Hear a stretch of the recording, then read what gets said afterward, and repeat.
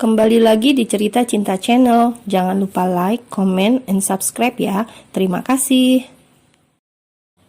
Baiklah, kalau begitu berikan alamat Sera padaku. Raut wajah Wira pun berubah mendengar ucapan sang ayah. Ayah mau menemuinya. Kita tidak ada pilihan lain, nak.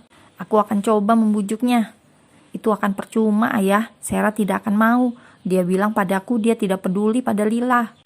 Seketika bola mata Wira dipenuhi cairan bening mengingat semua perbuatan Sera. Kasihan anakku yang harus terlahir dari seorang ibu seperti Sera. Dia benar-benar tega melakukan itu pada anaknya sendiri. Wira mencoba menepis perasaan sakit yang selama bertahun-tahun membelenggunya. Setidaknya kita harus mencoba demi Lila. Aku tidak yakin, ayah. Aku yang akan menemuinya. Akan kuberikan apapun yang dia inginkan, asal mau menyelamatkan Lila. Kenapa Sera setega ini, sedangkan Via dia rela melakukan apapun hanya demi anak yang bahkan tidak memiliki hubungan apapun dengannya. Dan bodohnya, aku pernah menyakitinya. Rasa sesal Wira yang begitu besar membuat genangan air di pelupuk matanya. Tuan Gunawan pun menepuk bahu anaknya itu. Karena itu cintai Via dan jangan pernah menyakitinya lagi. Dia layak untuk bahagia. Dan kau lupakanlah kenangan tentang Sera. Ujarnya membuat Wira mengangguk pelan. Setelah perbincangan panjang dengan sang ayah, Wira keluar dari ruangan itu dan beranjak menuju ruang keluarga di mana Lila sedang menonton film kartun kesukaannya bersama dua orang yang ditugaskan Tuan Gunawan untuk menjaga cucunya itu. Wira duduk di sebuah kursi lalu menatap Lila dengan perasaan sedih. Tubuh lemahnya bahkan tidak mampu menghilangkan semangat hidup Lila. Besarnya kasih sayang Via mampu membuat Lila menjadi anak yang kuat dan tidak cengeng. Ayah, panggil Lila sembari mendekat pada Wira. Baju Lila bagus kan? Tanya Lila sembari memperlihatkan gaun berwarna biru yang melekat di tubuhnya. Sama persis seperti gaun yang dikenakan boneka barunya. Bajunya bagus, nak, sama seperti bonekanya. Wira meraih tubuh kecil Lila dan membawanya ke pangkuan. Dipeluknya tubuh kecil itu dengan erat, melepaskan semua kerinduannya selama ini. Ia mengecup puncak kepala gadis kecil itu. Ini bunda yang buat, ayah. Lila sayang bunda. Lila kemudian meraih sebuah boneka Barbie yang telah usang dan memperlihatkannya pada sang ayah. Walaupun kini ia memiliki banyak boneka yang bagus, namun boneka pemberian Via tetaplah menjadi mainan kesayangannya. Boneka ini juga bunda yang kasih buat Lila, ayah. Wira menyahut dengan senyuman. Ia tak dapat berkata-kata lagi. Cairan bening telah menggenangi bola matanya, mengingat kasih sayang antara Via dan Lila, dan semua perjuangan berat yang Via lalui dalam merawat Lila, sehingga kini bagi Lila bundanya adalah segalanya.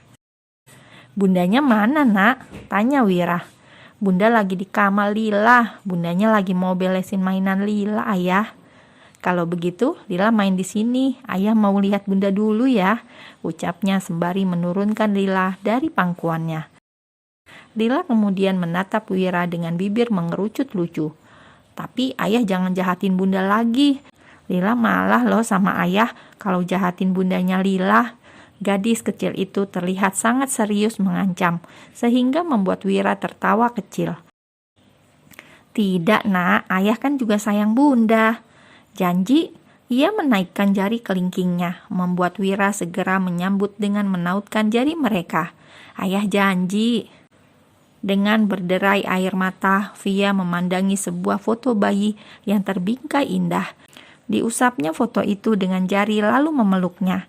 Mengingat semua penjelasan dokter tadi, Via tidak dapat lagi menyembunyikan kesedihannya, sehingga memilih menangis seorang diri di dalam kamar.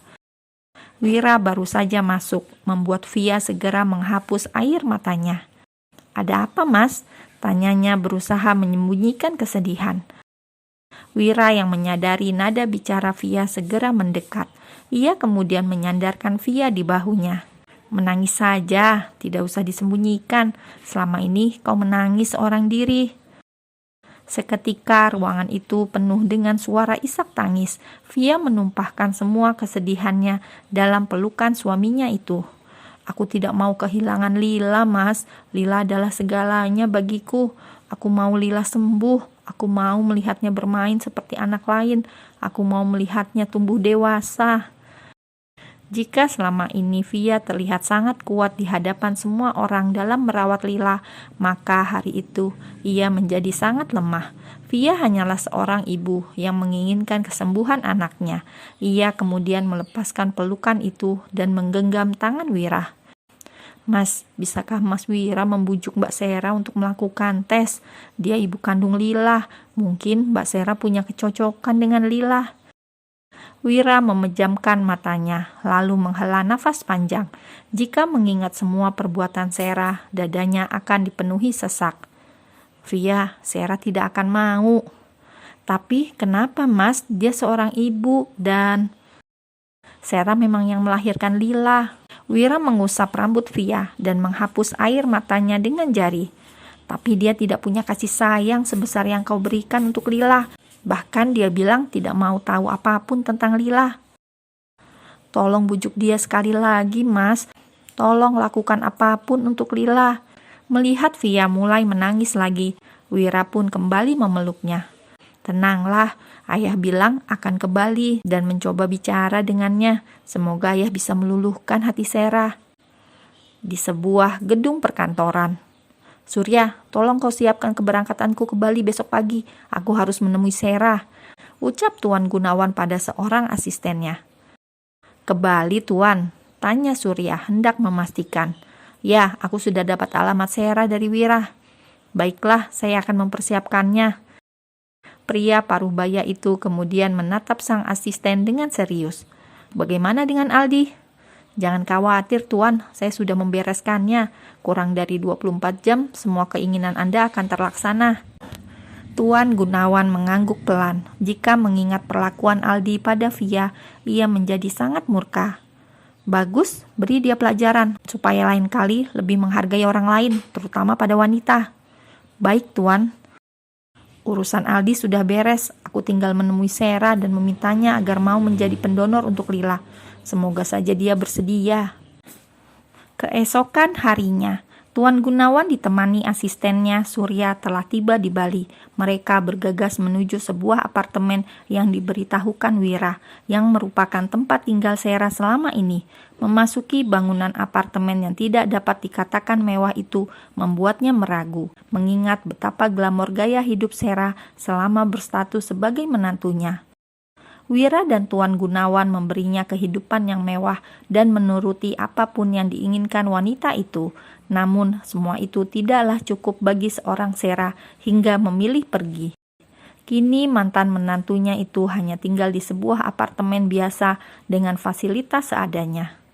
Apa Wira tidak salah memberi alamat? Tanya Tuan Gunawan meneliti setiap sudut bangunan itu. Tidak, Tuan, kata Bima, dia memang tinggal di sini, jawab Surya meyakinkan. Tapi Sera tidak mungkin mau tinggal di tempat seperti ini. Lebih baik kita ke unitnya untuk memastikan. Mari, Tuan. Surya mempersilakan tuannya masuk lebih dulu ke dalam lift. Tidak lama kemudian, mereka telah tiba di depan sebuah pintu yang terbuka setengahnya. Tuan Gunawan dan Surya pun saling melirik sebelum akhirnya mendekat ke arah pintu.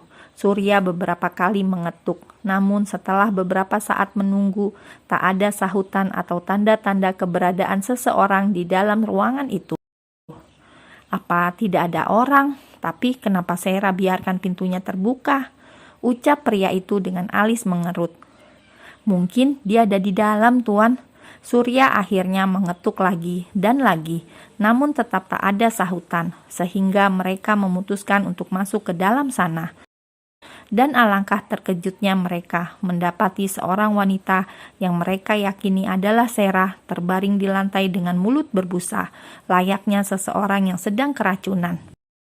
Ya Tuhan, Sera, seru Tuan Gunawan. Ia segera menghampiri Sera dan menepuk wajahnya beberapa kali. Apa yang terjadi? Gumamnya sembari memperhatikan sebotol racun serangga yang tergeletak begitu saja di sisi wanita itu. Melihat itu, mereka pun yakin jika Sera baru saja berusaha melakukan percobaan bunuh diri. Panik, Tuan Gunawan meminta Surya segera menghubungi petugas keamanan yang berjaga di lantai dasar gedung itu, dan dengan segera mereka membawa wanita itu ke rumah sakit terdekat. Dengan raut wajah terlihat khawatir, Tuan Gunawan duduk di sebuah kursi tunggu. Di dalam sana para dokter sedang berusaha menyelamatkan Sarah. Ia terlihat beberapa kali menarik nafas dalam. Kekhawatiran pada Sarah membuatnya tak dapat berpikir jernih. Tuan, apa tidak sebaiknya Anda istirahat di hotel dulu? Saya yang akan menunggunya di sini, ucap Surya. Tidak, aku akan tetap di sini. Ia duduk selonjoran dengan menyilangkan tangan di dada. Sesekali melirik ke arah pintu kaca itu. Apa yang terjadi? Kenapa Sarah sampai mau bunuh diri? Surya yang telah menyelidiki sebelumnya kehidupan Sarah pun segera menjawab. Menurut info dari beberapa tetangga, Mbak Sarah ditinggal pergi oleh kekasihnya ke luar negeri dan akhirnya mengalami depresi. Dia juga punya hutang di mana-mana. Jelasnya. Raut wajah pria paruh baya itu mendadak sedih setelah mendengar ucapan asistennya.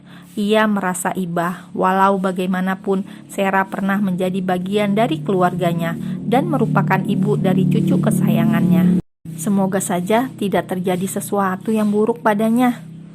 Beberapa menit kemudian, seorang dokter keluar dari ruangan. Pria berjas putih itu pun menjelaskan tentang kondisi Sarah yang kini masih belum sadarkan diri. Jangan khawatir, Pak. Beruntung cairannya masuk ke dalam tubuhnya tidak begitu banyak, sehingga masih tertolong. Setelah ini, ia akan dipindahkan ke ruangan biasa, ujar sang dokter. Baik dokter, terima kasih.